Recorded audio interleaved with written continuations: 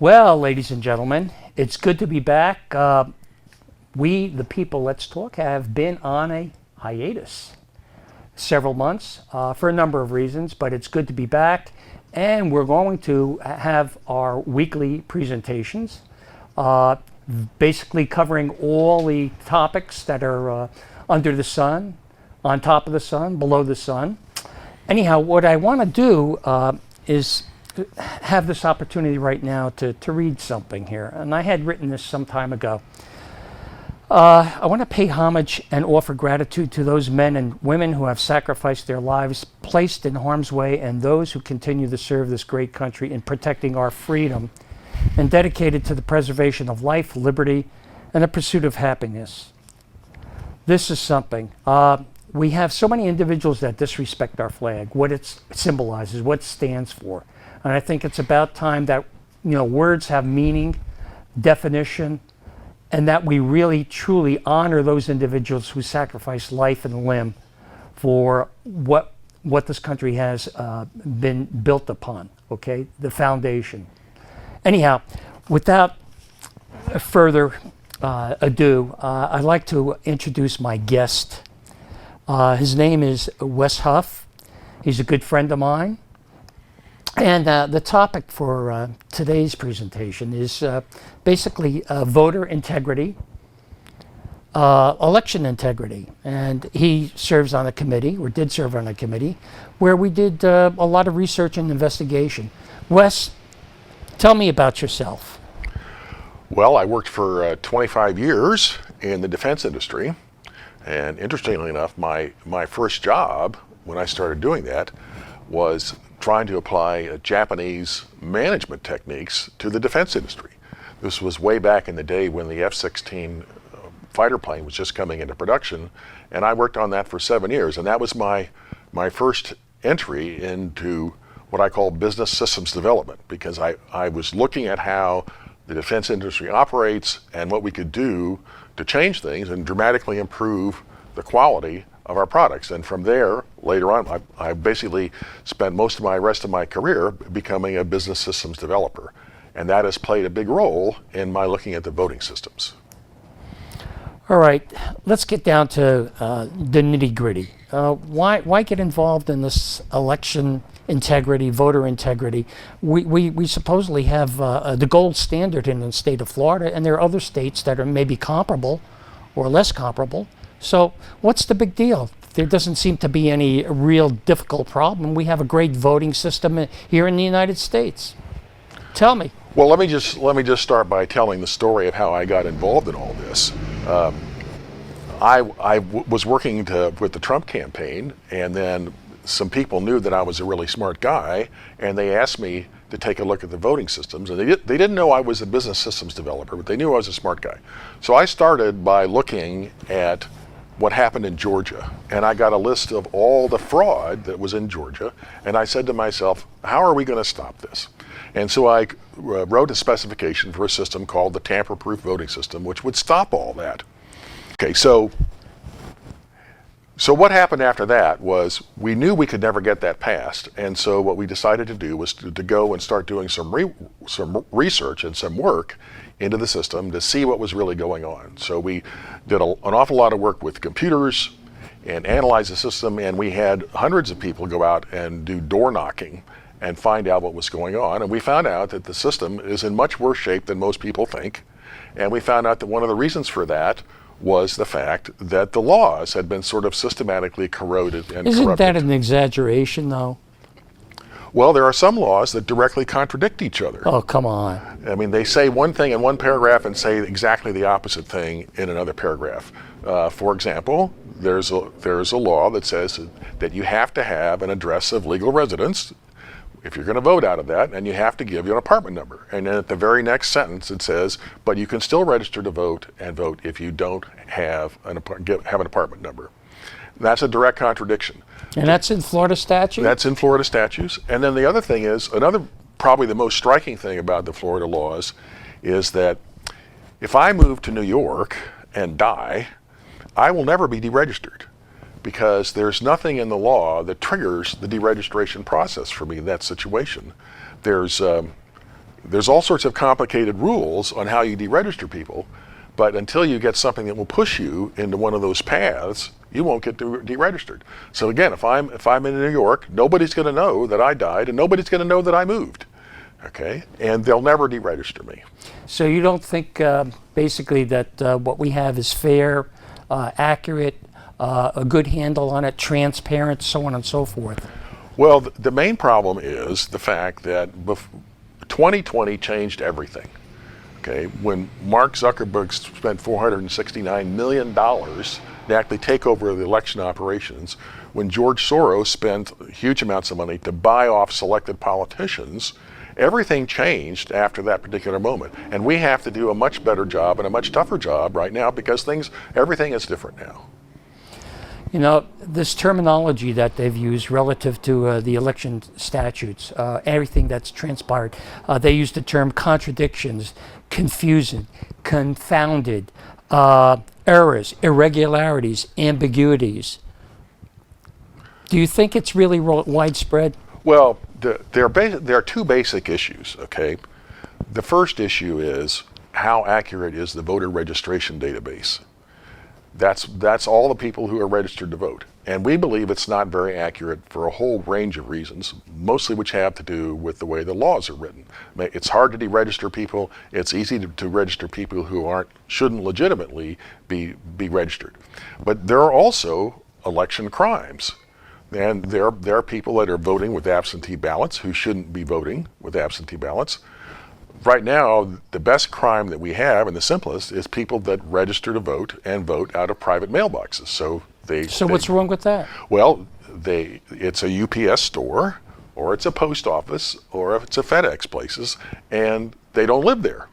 So, you know, they're voting for a school board in a place where they don't live, and they could be in China. Okay, they could come to here on vacation and rent a mailbox and go register to vote with that and go back to China, and they would be sending them a ballot and voting. You're talking about syntax, right? Now, the syntax should be in adherence to or applied to every single individual, regardless of whether it's a person-to-person sending out mail or a corporation sending out mail or what have you. Is this universal, though, throughout the 50 states in terms of the requirements? Well, another issue that we found was that there are lots and lots of people, probably about 200,000 throughout the whole state. And remember that DeSantis won his election by 30 or 40,000 votes, and Senator Scott won his election by 10,000 votes. And so there's several 100,000 people throughout the state who live in apartments, and everybody else in the apartment has an apartment number, but they don't.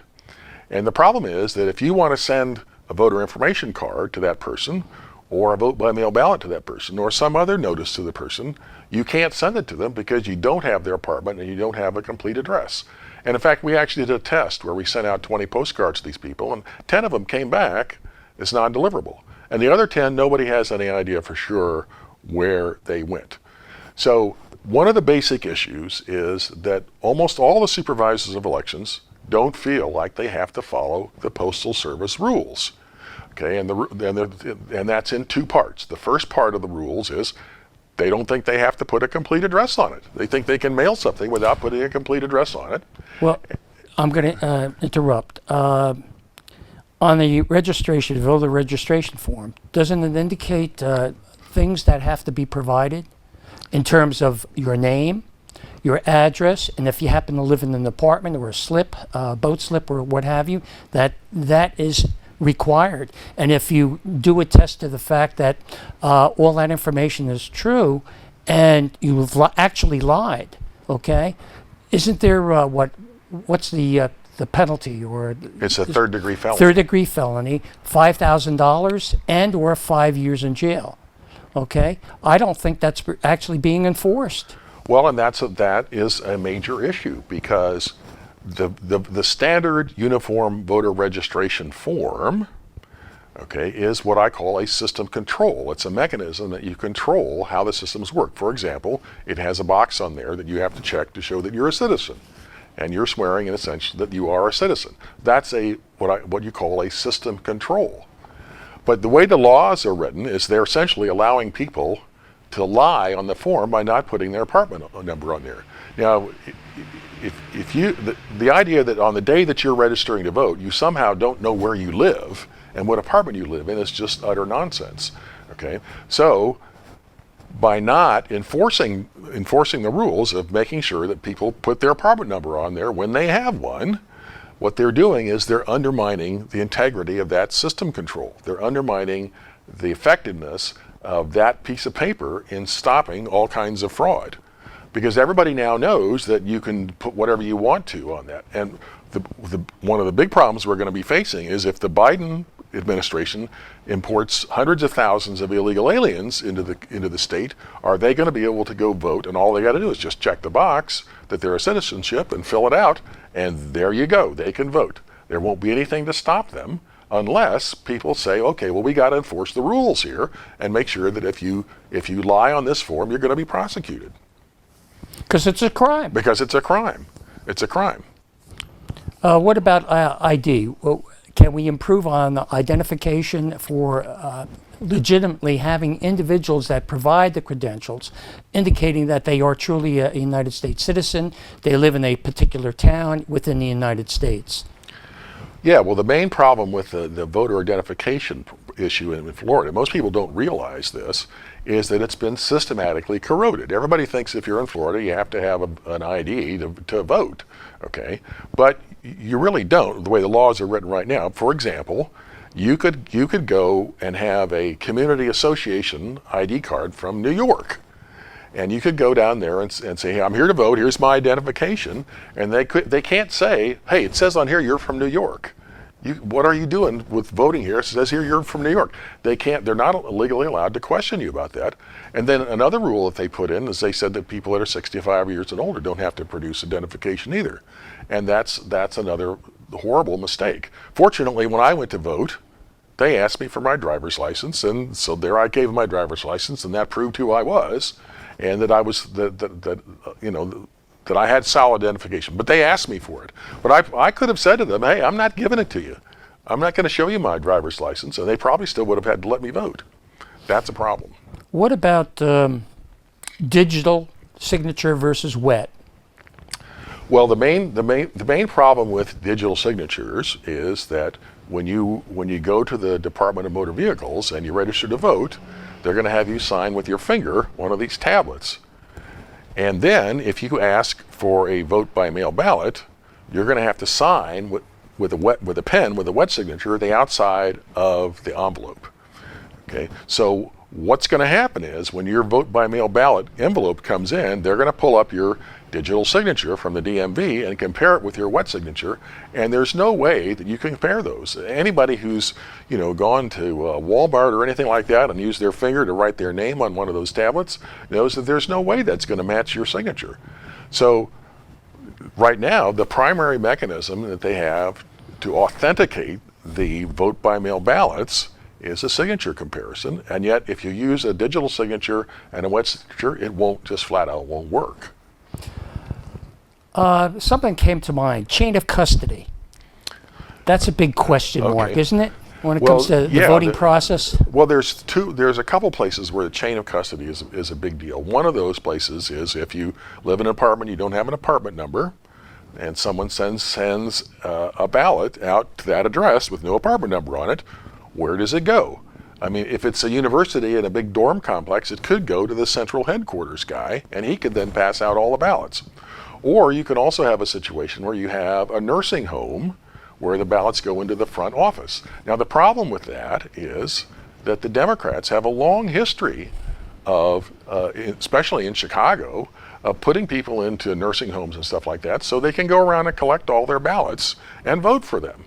So you have to make sure that people don't have their ballots stolen. And you have a problem with that when you talk about homeless people voting, people in assisted livings, any place where somebody else gets control of the ballot before you do, okay? And that's why there's a provision in the law right now that says that they really should send out voting teams to all these places, and they don't do it. They should have, if you have a nursing home, you should have a team of people come out, and they should go out and help everybody vote, and they can take care of it exactly that way and make sure those people don't have their ballots stolen. What about the Supervisor of Elections' responsibility about purging the voter rolls? Do you think that's done? Well, I actually have a fair amount of sympathy for the supervisors of elections in this, because I think the main problem is with the laws. It's very hard. If you're a good guy and you really were trying to do your job as supervisor of election, it's very hard to follow the law and really clean up the voter rolls, because they make it very difficult to do that. And if you're a bad guy and you don't want to clean up the voter rolls because you want to encourage and promote fraud, and there are bad people in the world, okay, then there's no constraints on you at all. The system is essentially designed to be a dream system to allow you to do whatever you want to do. Look what Georgia did recently, and Abrams, okay, said, well, it's voter suppression. Do you think that's true with the changes that they made? I think if you look at the way our society works in almost every other place, you can't get into most buildings without identification. They don't ask you to sign in, they ask you to identify yourself, and they make sure that you identify yourself. So you have to have some sort of rules like that in order to protect the integrity of the system. Otherwise, you have a system that's wide open for fraud. Explain your tamper-proof voting system. Well, the tamper-proof voting system was designed to be a total overhaul of the system. And one of the main things that it did was it got rid of most of the vote-by-mail ballots. So if you wanted to get a vote-by-mail ballot, you had to have a really good reason, like you were in the military, okay, and you couldn't be here. And then you had to have a very solid authentication process. Okay, so if you're in the military and you want to vote by ballot, make a copy of your ID and send it in, or have somebody on the base notarize it to clearly identify you as a legitimate voter and a legitimate person. So it would be in the old days you couldn't get absentee ballots. That's what they called them. They didn't call them vote by mail ballots. They called them absentee ballots. You couldn't get those unless you had a good reason. And we need to do that now. We need to really tighten up the reasons, should restrict it to a very few number of people, and make sure that when you try to get a ballot like that, you are legitimately authenticated and they know who you are. And there's a whole range of things that you can do to do that. All right. So that was a major issue. Then What about the driver's license? Can we incorporate something as an identifier to make sure that you are a legitimate citizen and voter? Well, when I first moved here, okay, 3 years ago from Maryland, I had a Maryland's driver's license, but I also had to give them a Social Security card, and I had to give them a birth certificate. And once I gave them all that, okay, they said, okay, you're okay. You're a U.S. citizen. You're okay to register. If they did that for everybody, okay, that would be a terrific step forward in terms of controlling the system. Now, going back to the tamper-proof voting system again, some of the other things that I did there was I tried to deal with the possibility of voting machine fraud. And so we put in a requirement that you have to do a 20% audit. In other words, recount the paper ballots for 20% of each precinct. And we also put in something where right now the machines create digital images of the ballots. All right. Well, talking about machines, what about the Dominion? Should we still continue in this state and other states using Dominion and ES&S? Well, the interesting thing about the machines is that the stories never go away. They just keep coming. There's just one more story. Recently there was a court case somewhere up in Michigan or someplace like that where a judge said these machines are wide open for fraud. And that was an official ruling on the machines. I think that if we got the digital images for the ballots, which are automatically created, which they delete now, they're not supposed to. If we got those digital images of all the ballots and posted them on the internet so people could go count them, and we had a strict policy of auditing what's going on, okay, we could shut down the voting machine fraud. But should we get rid of the machines? Probably. The machines are very well designed and have a lot of features and stuff that the good supervisors of elections really like. I mean, they're very craftily designed. They do a really good job, and also the bad guys have bought up all the companies throughout the country that make machines. So there aren't very many machine makers left anymore, And so that's why people want to buy the ones. So these machines can be easily hacked. Is that true?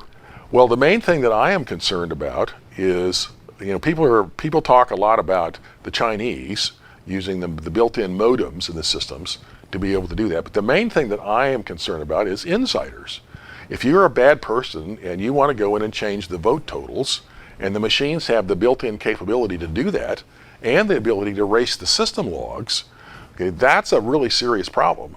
And we actually believe there's one county that we actually believe that they routinely go in and change the vote totals. If you have a school board race that's close and they don't want you to win, they just go in and change the vote totals, and that's being done by an insider, and that's the thing that's most dangerous. Another thing that's really dangerous about the machines is they have these command and control centers.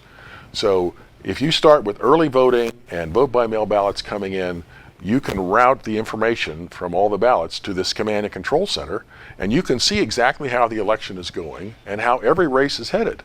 And if you want to do something about it, you can call up your buddies and say, hey, we're going to lose this race if you don't go get some more votes, and they'll do it. So it gives the supervisors of elections the ability to manage the outcome of the election, which is something that they should never have the ability to do.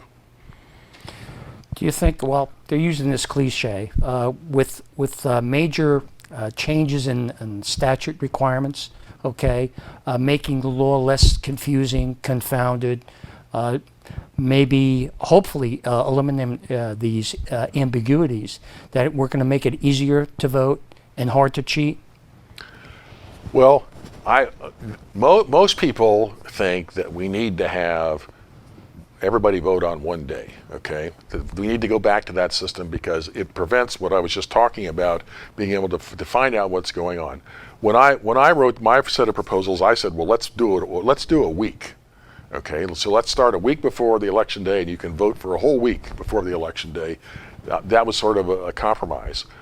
But after I got done with the tamper-proof voting system, I went back through the laws a second time with the idea of looking at what do we need to just make them self-consistent. And I looked at them like a business person would look at them, not a politician or a lawyer.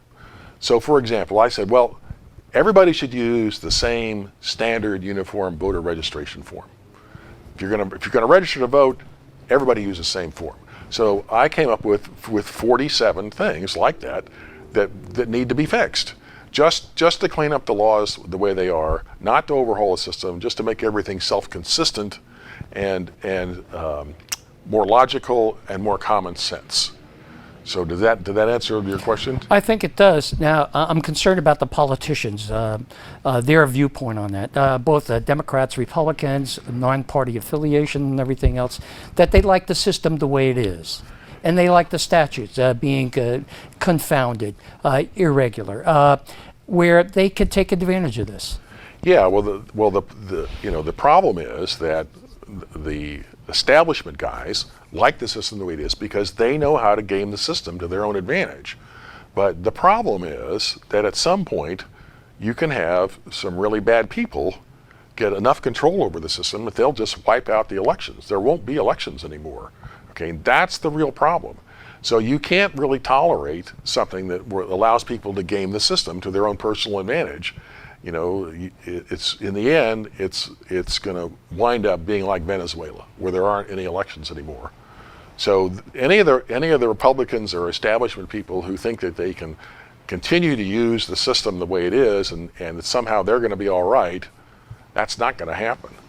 If we don't stop it, they'll go to the point where there won't be elections anymore, and we'll never be able to get the system back. Do you think that the legislature is really serious in trying to make these amendments, these changes that are critical and crucial? Well, I think we're about to find out, okay, how serious they really are. But I am extremely heartened by the fact that at the beginning, when we started working on this, everybody said there's not going to be another election bill. Okay, that we did everything we're going to do last year. That's what Chris Sproul said. But then all of a sudden, we got a couple of really great bills out of the House like and what? the Senate. Well, it's SB 524 is the one that I've read so far. And the thing that's really good about that is, first is it establishes some election cops at the state level. Explain that. Well, if you look at the statutes, the way that they're written, there are two people or groups that have the ability to enforce election law that are specifically called out in state law, and one of those is the sheriff, and the second is the governor. So what's happened is the governor has never really done this. They've always just let the sheriff. So that our governor, based on, I think, a lot on the fact that Defend Florida was out canvassing all these people and finding all these problems and all these crimes and complaining to him a lot, said, hey, wait a minute, we better have some state cops whose job is to look at elections so that people who have all these irregularities and problems have some place to go, that somebody's going to take a look at it. So there are a couple things that are a little bit wishy-washy about the law. For example, what happens if you have a complaint and it's supposed to be handled by the sheriff, and the sheriff says, hey, I ain't going to do it. What are the state cops going to do in that situation? Well, we want them to go to the Attorney General and prosecute it as state law. Now, the second big thing that's in the law is that when we went up and talked to these guys, one of the things we asked them for was a sunset provision, so that if you haven't voted in 5 years, you'd be automatically deregistered. And this would fix one of the major problems in this system. Remember, I told you before that there's no way to start the deregistration process. There's nothing that will kick you in. If I go to New York and die, I'll never be deregistered, okay? So you need something. Under the new rules, if I go to New York and die, then if I don't vote after 5 years, I'll be deregistered. Okay, well, they didn't do that, but they came really came close. And what they did was they said, well, okay, we're going to send postcards out every year, and the postcards don't come back as not deliverable. Then we're going to send those people what's called a final notice, and then if that doesn't come back, then we're going to mark them as inactive. And then if they don't vote in 2 election cycles, they're going to be removed. So at least now there's a procedure and a mechanism that will force people to be removed from the system, and it's a big step forward. There's something else that comes to mind right now: canvassing boards, and there seems to be a problem with that. Well, what constitutes a canvassing board? Okay, so in addition to fixing the registration database, we're adamant about the fact that we're going to have to do something about the crimes. We've got to prosecute people for crimes because we've got to convince the people that are breaking the laws, the criminals, that they might get caught, because just writing a law doesn't stop a bank robber from robbing a bank. It's illegal to rob the bank, okay? You got to convince the guy that he's going to be caught, okay? Okay, so what was your question? Canvassing board. Okay, I'm concerned about that. Okay. That's an issue. Okay, so one of the problems we're having is that when we talk to the people up in Tallahassee, they say there's no problem, that there's nothing to see here, there's no crimes or anything, and we can't do audits because that's the main way that you would find out if there was a crime, okay? So anyway, in Seminole County, there were about 50,000 ballots allegedly routed to a canvassing board, okay? Now, a canvassing board is something that's specifically set up in the legislature as a safeguard on the system. And who are the participants? So it can be the Supervisor of Elections is one of the canvassing board members, the local judge, and the chairman of the county commissioners, okay? Those are 3 very high-powered people, okay? And they're put on the canvassing board specifically as a control and something to make sure that the elections are honest, okay? So if you want to replace those people, you have to go through complicated rules.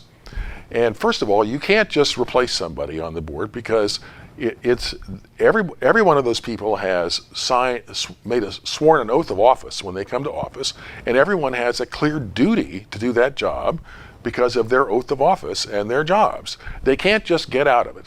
Well, so what happened in Seminole County is that they replaced the canvassing board, all 3 of them, with 3 other people. Now, the thing that's striking about it is that if you are going to replace one of those people, basically the next people down are the people that are on the county commissioners. They're supposed to be county commissioners. So if you're going to replace the Supervisor of Elections, you got to pick a county commissioner. Or if you're going to replace the chairman of the county commissioners, you got to pick a county commissioner, okay? And none of the 3 people that replaced the canvassing board in Seminole County were county commissioners. So one thing that happened was I was looking at pictures of photos of the canvassing board in Seminole County, and I was noticing that they had their badges returned so you couldn't see who was on there. And I thought, that's not so good, because the law says you're supposed to have a badge and everybody in the public is supposed to know who you are, because it's very important on the canvassing board for the public to have confidence in the election process, and they want to know who these people are and that they're doing the right thing. So you couldn't see their badges. So we put in a Freedom of Information Request Act for the badges for all these people, because I wanted to find out who they were. And so we got pictures back of all the badges. And so then two of the people, we looked them up to see if they were even registered to vote. And were they? They weren't. Okay, one of them was just an attorney who's just not registered to vote, and the second one was someone who's registered to vote under an alias. But if you take the name that's on the badge and you look it up in a program called Ben Verified, they say we can't find anybody like this. But if you take this alias, one of these aliases, you can look that up, and there you find as an alias the name that's on the badge. And these individuals were permitted to be part of the canvassing board? That's right. And the allegation is that they changed the votes, because for the first time in 72 years in Seminole County, a Democrat won the presidential vote. The first time in 72 years. And that just, that's enough for an audit. That was an anomaly? No, that's enough for an audit.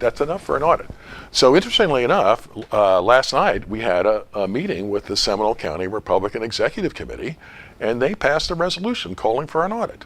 There were some really determined people who were able to put this case up there in front of them and say, look, this is what's going on. We need to have an audit. And they passed the resolution overwhelmingly. Do you think they'll be successful in pursuing that? Who knows? Okay. But I don't think there's any doubt that we're heading for a court case if they don't, because we think that if we go to court, we can say to the court, look, the canvassing board was illegally appointed. They didn't follow the rules. They're breaking the law. And so that you need to throw out their results and let us recount the ballots. That's the way you should do it. So we're headed for a court case if they don't do the audit. And I think it's going to win.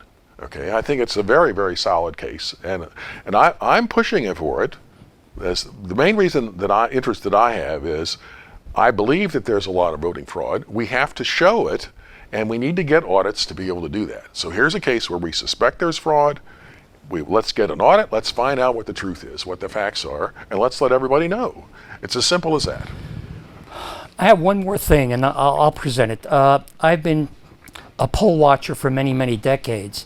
And I'm disturbed at this last election cycle because of the pandemic and everything else. We weren't permitted to actually observe the credentialing process. What can you see 60, 70, 80 feet away?